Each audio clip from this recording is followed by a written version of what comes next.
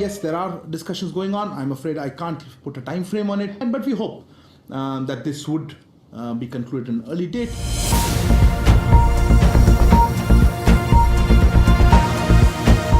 भारत और चीन के बिगड़ते रिश्तों के बीच भारत ने एक बड़ा फैसला लिया है, जिससे साफ जाहिर हो रहा है कि भारत चीन नीति को साइडलाइन कर रहा है।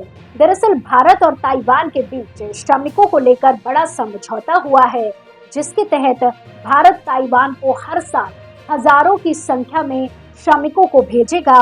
इसे भारत की विदेश नीति में बड़े बदलाव के तौर पर देखा जा रहा है। भारत अभी तक वन चाइना नीति का पालन करता है।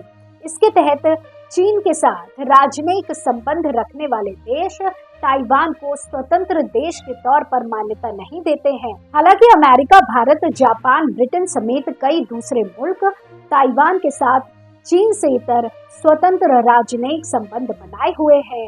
चीन शुरू से ही ताइवान पर आक्रमण की धमकी देता है। ऐसे में भारत और ताइवान के बीच इस समझौते से चीन का बौखलाना तय माना जा रहा है। कुछ विशेषज्ञों को अंदेशा है कि इसका असर भारत चीन सीमा पर भी देखने को मिल सकता है। आपको बता दें कि 16 फरवरी को हस्ताक्षर किए गए इस द्विपक्षीय समझौते से जुड़ी डिटेल को अभी सार्वजनिक नहीं किया गया है, लेकिन माना जा रहा है कि इससे ताइवान में भारतीय कामगारों की संख्या में काफी इजाफा होगा। इस समझौते पर अभी तक चीन की तरफ से कोई आधिकारिक प्रतिक्रिया नहीं आई है। हालांकि चीनी सोशल मीडिया वीबो पर इसकी काफी चर्चा हो रही है।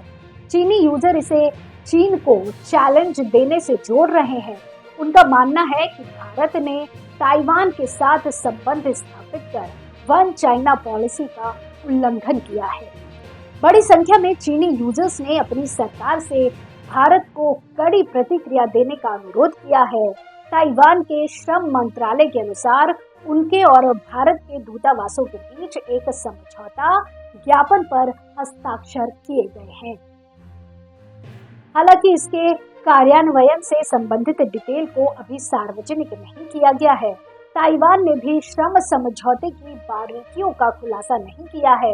हालांकि कहा जा रहा है कि ये समझौता व्यापक बातचीत के बाद किया गया है। एक रिपोर्ट के मुताबिक दोनों देशों के बीच श्रम सहयोग पर बातचीत 2020 में ही शुरू हो गई थी, लेकिन महामारी के कारण बाधित हो गई। महामारी के बाद बातचीत फिर से शुरू हुई। सितंबर तक समझौते के प्रमुख एजेंडे काफी हद तक तय हो गए थे।